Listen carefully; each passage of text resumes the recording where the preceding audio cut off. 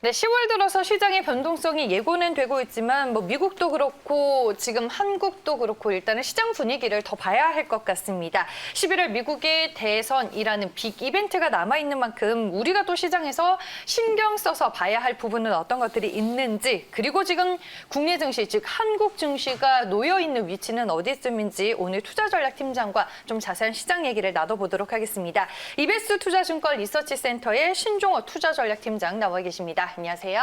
네, 안녕하십니까.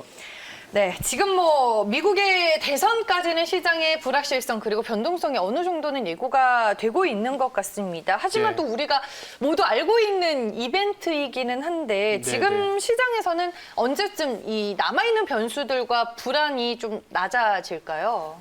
아무래도 이벤트는 끝나야 된다는 게 네. 큰데 11월 3일로 예정은 되어 있지만 이제 11월 3일 현재로서는 주요 여론조사나 아니면 시장의 분위기는 지금 민주당 쪽에 조 바이든 전 부통령이 될 가능성이 상당히 많은 사람들이 예상을 하는데, 사실 또 나와봐야 알 것 같고, 그리고 이제 불복 이슈도 있다 보니까 만약에 이제 트럼프 대통령도 대선에 대한 불복을 하게 되면 이게 한 달에서 두 달 정도 더 이어지는 불확실성까지는 여전히 남아있는 상황입니다. 근데 이제 또 하나 뭐냐면 미국의 대통령만 뽑는 게 아니라 이번에는 상원 의원하고 일부 상원 의원하고 민주당의 하원 전부 다 뽑는 건데, 민주당 같은 경우 하원 같은 경우에는 이미 많은 다수당을 갖고 있는 데다가 거의 이견은 없는 상황이에요. 근데 문제는 이제 공화당 측이 지금 장악하고 있는 상원을 민주당이 좀 교체하나.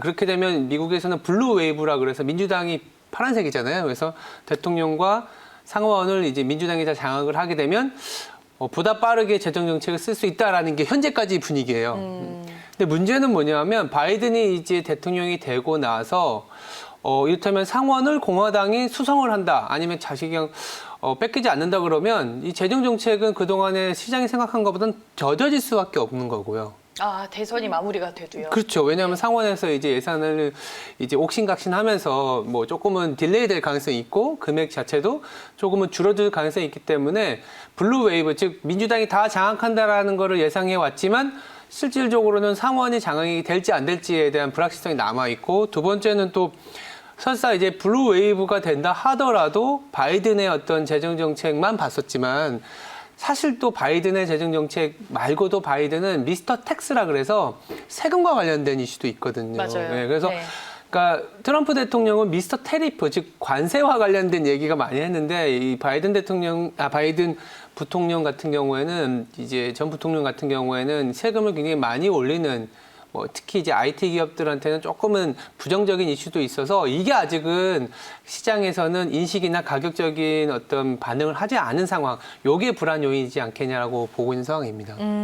알겠습니다. 일단은 대선 시나리오에 따라서 시장이 어떤 방향으로 움직일 수 있는지에 대해서 먼저 얘기를 해주셨고, 지금 여러 가지 놓여있는 상황들을 봤을 때 국내 증시의 레벨은 그러면 어느 정도라고 볼 수 있나요? 이게 가격에 대한 어떻게 뭐라 할까요? 판단이라고 할까요? 그거는 주관적일 수밖에 없는 것 같아요. 당연히 주관적이니까 객관적으로 딱 비싸다 싸다라고 하면은 주식시장에는 기회가 없을 테니까요. 근데 이제 주관적일 수밖에 없는데, 흔히들 보고 있는 것 중에 이제 밸류에이션으로 보면은 PBR, 자산가치 대비한 가격이라든지 PER 이런 게 많이 보시는데요. 또 하나 이제 시가총액을 이제 우리나라의 경제 규모와 비교하는 버핏 비율이라고도 하는데, GDP 대비 시가총액 비율로 보시면 이미 내년에 대한 저희 국내 기업들의 시가총액은 경제 규모만큼 반영한 상황입니다. 아니면 ROE로 환산해서 말씀드리면 지금 상반기까지 4개분기에 대한 합산 ROE는 3%밖에 안 돼요. 물론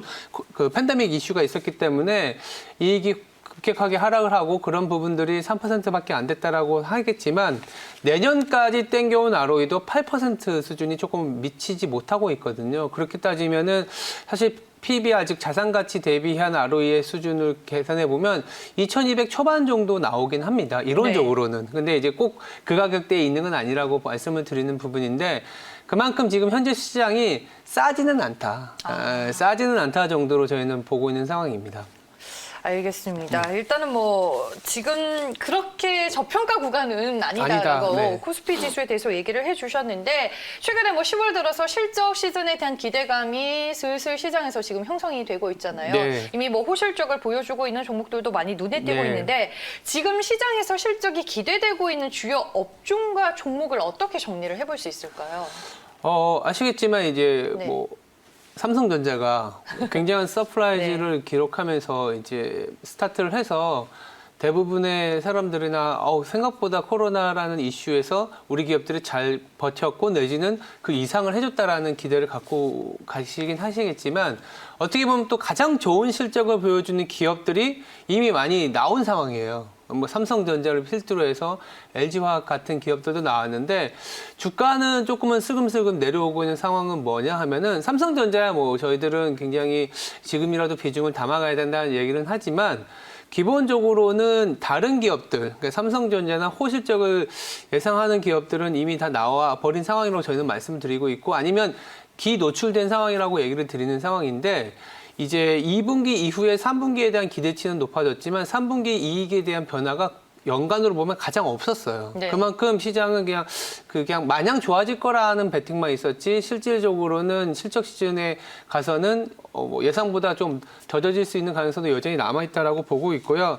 다만 이제 우리가 그래도 계속 트래킹을 하면서 업종별로는 괜찮아 보이는 업종을 쫓아가면 결국 삼성전자를 비롯한 반도체 빼고 나면은 가장 좋게 나올 만한 성적표는 금융업종이 좀 있다라고 보시면 될 것 같고요. 네. 금융업종 같은 경우는 아시는 것처럼 증권주 같은 경우에 또 거래 대금이 워낙 잘 나온 부분인데다가 은행주 같은 경우에도 금리를 내려줬지만 가상금리라든지 이제 제 손에 대한 인식이 아직은 당장 나오는 부분은 아니라서 금융업종 같은 경우에는 또 예상보다 실적은 나쁘지 않을 거다라는 얘기는 드리고 있는 상황입니다. 금융업종은 실적은 좋은데 주가가 영 무거워서 이게 금융업종이 무겁다라는 얘기는 뭐냐면 네. 현실적인 경기에 뒷받침이 되지 않으면 금융업종은 올라가지 못하고 그러니까 인플레이션이라든지 실물 경기 그쵸. 말씀하시는 그러니까 거예요? 돈이 네. 돌아다녀야 돼요. 돈이 돌아다녀야 되는데 돈이 돌아다니지 못하는 상황이고 자산 가격은 금리를 낮추면서 조금은 버티고 있기 때문에 실물적으로 돈이 돌아가야 되고 아니면 당국에서 약간 규제를 완화시켜주는 즉